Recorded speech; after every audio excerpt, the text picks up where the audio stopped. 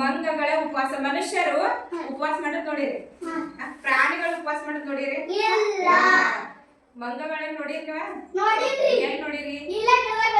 ಇಲ್ಲಿ ನಮ್ಮಲ್ಲಿ ಬಂದಿದ್ರಿ. ಮಂಗಗಳು 1 ತಾಸು ಉಪವಾಸ ಇರುದಿಲ್ಲ. ಅವು ಏನ್ ಮಾಡ್ತಿರ್ತಾವ ಅಂದ್ರ ಯಾವತ್ತು ಬಾಯಿ ಆಡ್ತಿರ್ತಾವ. ಹಣ್ಣ ಹಂಪ್ಲ ಮಂಗಗಳು ಏನ್ ತಿಂತಾವು? ಬಾಳಿ ಹಣ್ಣು ತಿಂತಾವು. ನಾವು ರೊಟ್ಟಿ ಚಪಾತಿ ಏನ್ ಕೊಟ್ರು ತಿಂತಾವು. ಆಮೇಲೆ ಹಣ್ಣುಗಳ ಬೆಳೆದಿರ್ತಿರ್ಲೇನು ಅವೆಲ್ಲ ಕಚ್ಚಿ ಕಚ್ಚಿ ತಿಂತಾವು. ಮಾವಿನ ಹಣ್ಣು ತಿಂತಾವು, ದಾಳಿಂಬೆ ತಿಂತಾವು, ಎಲ್ಲಾ ತಿಂತಾವು. ಅವು ಉಪವಾಸ ಇರುದ್ ನೋಡಿರಿ, 1 ನಿಮಿಷನೂ ಉಪವಾಸ ಇರುದಿಲ್ಲ. ಅವು ಯಾವತ್ತು ಏನ್ ಮಾಡ್ತಿರ್ತಾವು? ಬಾಯಿ ಆಡ್ಸತಾನೆ ಇರ್ತಾವು. ಇಲ್ಲಿ ನಿಮ್ ಪಾಠದೊಳಗೆ ಏನೈತಿ? ಮಂಗಗಳ ಉಪವಾಸ ಅಂತ ಹೇಳಿ ಒಂದ ಪಾಠ ಐತಿ. ಮಂಗಗಳು ಏನ್ ಮಾಡ್ಯಾರ ನೋಡೋಣ ಕಿತಾಪತಿ. ಒಂದು ದೇಗುಲದ ಸಮೀಪ ಮಂಗಗಳು ವಾಸವಾಗಿದ್ದವು. ಮಂಗಗಳು ಏನ್ ಮಾಡ್ತಾವು? ಹೆಚ್ಚಾಗಿ ಏನಿರ್ತಾವ ಮಂಗಗಳಂದ್ರ ದೇವಸ್ಥಾನ ಕೊಟ್ಟಿರ್ತಾವ. ಹೌದಿಲ್ಲ? ಕೆಳಗಾವಿ ಬಸವಣ್ಣಕ್ಕೆ ಹೋದ್ರ ಅಲ್ಲಿ ಬರೇ ಮಂಗಗಳು ಇರ್ತಾವ. ಹೋಗಿರೇನ್? ಯಾಕೆ ಕೆಳಗಾವ? ಇಲ್ಲ ಅಲ್ಲಿದ್ದು ಇಲ್ಲ. ನೀವು ಬಾಳಿ ತೆಗೆದು ಕೊಟ್ರ ಅದು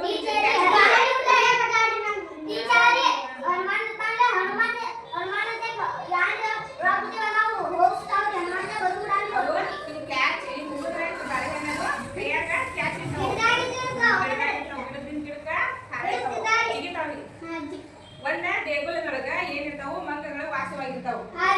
ಪೂಜಾರಿ ಪ್ರತಿದಿನ ಮಂಗಗಳಿಗೆ ಬಾಳೆಹಣ್ಣು ನೀಡುತ್ತಿದ್ದನು. ಪ್ರತಿ ದಿವಸ ಪೂಜಾರಿ ಏನ್ ಮಾಡ್ತಿರ್ತಾನಂದ್ರ ಬಾಳೆಹಣ್ಣ ಮಂಗಗಳಿಗೆ ಕೊಡ್ತಿರ್ತಾನ. ನಾ ಎಷ್ಟು ತಗೋಬೇಕು ತಗೊಂಡು ಉಳಿದನ್ನ ಏನ್ ಮಾಡ್ತಿರ್ತಾನೋ ಮಂಗಗಳಿಗೆ ಕೊಡ್ತಿರ್ತಾನ. ಒಂದೊಂದು ದಿನ ಪೂಜಾರಿ ಮಂಗಗಳಿಗೆ ಹಣ್ಣುಗಳನ್ನು ನೀಡಲು ಆಗುತ್ತಿರಲಿಲ್ಲ.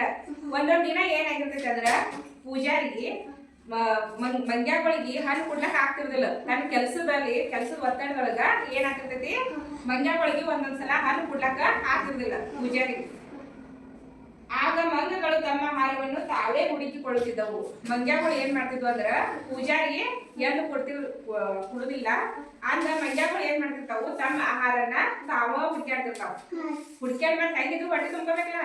ಪೂಜಾರಿ ಕೊಡ್ತಿರ್ತಾನು. ಆದ್ರೆ ಎಂದ್ರ ಒಂದ್ ದಿವ್ಸ ಮರ್ತಿದ್ದಂದ್ರ ಕೆಲ್ಸದ ಒತ್ತಡದೊಳಗ ಕುಡುದ್ ಆಗ್ಲಿಕ್ಕಂದ್ರ ಅವಾಗ ಮಂಗ್ಯಾಗಳು ಏನ್ ಮಾಡ್ತಿರ್ತಾವು?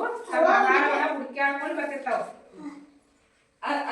ಅದೊಂದು ದಿನ ಹಿರಿಯ ಮಂಗ ಒಂದು ಮನುಷ್ಯರು ಉಪವಾಸ ವ್ರತ ಮಾಡುವಂತೆ ನಾವೇಕೆ ಮಾಡಬಾರದು? ಒಂದು ಹಿರಿಯ ಮಂಗ ಇರ್ತೈತಿ, ಆಜ್ಞೆ ಆಗ್ತೈತಿ. ಎಲ್ಲಾರ್ಗಿ ಹೇಳ್ತೈತಿ ಅದ. ಮನುಷ್ಯರು ಹೆಂಗ ಉಪವಾಸ ಮಾಡ್ತಾರಲ್ಲ ಹಂಗ ನಾವ್ ಯಾಕೆ ಮಾಡ್ಬಾರ್ದು ಉಪವಾಸ ಅಂತ ಹೇಳಿ ಒಂದು ಹಿರಿಯ ಮಂಗ ಎಲ್ಲಾ ಮಂಗಗಳಿಗೆ ಹೇಳ್ತೈತಿ. ಎಲ್ಲಾ ಮಂಗಗಳು ಒಪ್ಪಿ ಉಪವಾಸ ವ್ರತವನ್ನು ಪ್ರಾರಂಭಿಸಿಯೇ ಬಿಟ್ಟವು. ಏನ್ ಮಾಡಿದ್ವು ಅಂದ್ರ ಎಲ್ಲಾ ಮಂಗಗಳ ಸೇರಿ ನಾವು ಮನುಷ್ಯರು ಹೆಂಗ್ ಮಾಡ್ತಾರಲ್ಲ ಆದ್ರೆ ನಾವು ಉಪವಾಸ ಮಾಡೋಣ ಅಂತ ಹೇಳಿ ಉಪವಾಸ ಮಾಡ್ಲಕ್ಕ ಪ್ರಾರಂಭ ಮಾಡೇ ಬಿಟ್ಟು. ಸೂರ್ಯನು ನೆತ್ತಿಯ ಮೇಲೆ ಬರತೊಡಗಿದ. ಸೂರ್ಯ ನೆತ್ತಿ ಮೇಲೆ ಬರುತ್ತಾನೂ ಉಪವಾಸ ಇರ್ತಾರ. ಮಂಗಗಳಿಗೆ ವಿಪರೀತ ಹಸಿವಾಗತೊಡಗಿತು. ಅಂದ್ರ ಎಲ್ಲಿ ತರ ಉಪವಾಸ ಇದ್ವು ಅಂದ್ರ ಮಂಗಗಳು ಸೂರ್ಯ ನೆತ್ತಿ ಮೇಲೆ ಬರುತ್ತಾನ ಅಷ್ಟ ಉಪವಾಸ ಇದ್ವು. ಅಂದ್ರ ಎಷ್ಟಾಗಿರ್ತೈತಿ? 12 ಗಂಟೆ ಆಗಿರ್ತೈತಿ. ನಾಲ್ ನೆತ್ತಿ ಮೇಲೆ ಬರ್ಬೇಕಾದ್ರೆ 12 ಗಂಟೆ ಆಗಿರ್ತೈತಿ. ಅವಾಗ ಹಸು ಆಗ್ಲಕ್ ಸ್ಟಾರ್ಟ್ ಆಗ್ತೈತಿ. ಮಂಗಗಳಿಗೆ ಏನಾಗ್ತೈತಿ? ಹಸು ಆಗ್ತೈತಿ. ಅವಾಗ ಏನ್ ಮಾಡ್ತಾವಂದ್ರ ಅವು ಒಂದು ಮಂಗವು ನಾವೆಲ್ಲರೂ ಪಕ್ಕದ ತೋಟದಿಂದ ಬಾಳೆಹಣ್ಣುಗಳನ್ನು ತಂದಿಡೋಣ, ನಾಳೆ ತಿನ್ನಲು ಈಗಿನಿಂದಲೇ ತಯಾರಿ ಮಾಡಿಕೊಳ್ಳೋಣ ಎಂದು ಸಲಹೆ ನೀಡಿತು. ಒಂದ್ ಮಂಗ ಏನ್ ಮಾಡ್ತೈತಿ? ನಾವ್ ಇಂದ್ರೂ ಉಪವಾಸ ಇದೀವು, ನಾಳಿಗೆ ನಮ್ಗ ತಿನ್ಲಕ್ ಆಹಾರ ಬೇಕ, ಅದಕ್ಕ ಪಕ್ಕದ ತೋಟಕ್ಕೆ ಹೋಗಿ ನಾವು ಬಾಳೆಹಣ್ಣ ಕಿತ್ತು ತರೋಣ ಅಂತ ಹೇಳಿ ಎಲ್ಲಾ ಮಂಗಗಳಿಗೆ ಒಂದ್ ಮಂಗ ಹೇಳ್ತೈತಿ.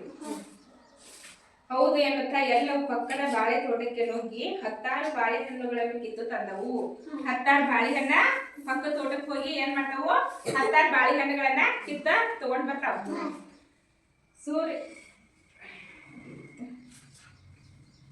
ಸೂರ್ಯ ತನ್ನ ಕೆಲಸ ಮುಗಿಸಿ ಹೊರಡತೊಡಗಿದ.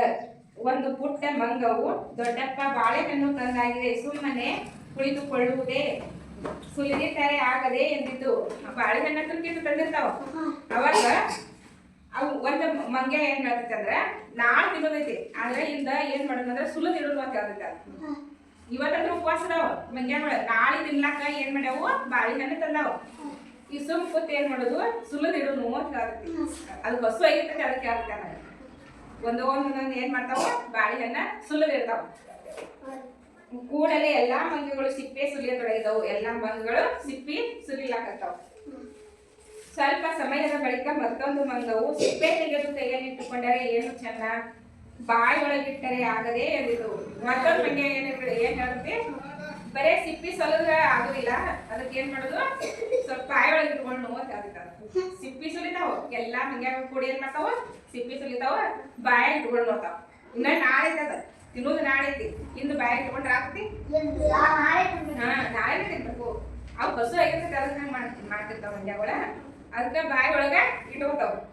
ಅಯ್ಯೋ ಎಷ್ಟೊತ್ತು ಬಾಯಿ ಒಳಗೆ ಇಟ್ಟುಕೊಳ್ಳುವುದು, ನುಗ್ಗಿಯೇ ಬಿಡೋಣ ಎಂದು ಹೇಳ್ತಾ ಎಲ್ಲವೂ ಗಬಗಬನೆ ಗುಳುಂ ಮಾಡಿಬಿಟ್ಟವು. ಏನ್ ಮಾಡ್ದವ, ಫಸ್ಟ್ ಸುಲ್ಲದ ಇಡಲು ಅಂತ ಮಾತಾಡ್ಕೊಂಡು ಸುಲ್ಲದಿಟ್ಟು ಆಮೇಲೆ ಬಾಯಿ ಒಳಗೆ ಇಟ್ಕೊಂಡು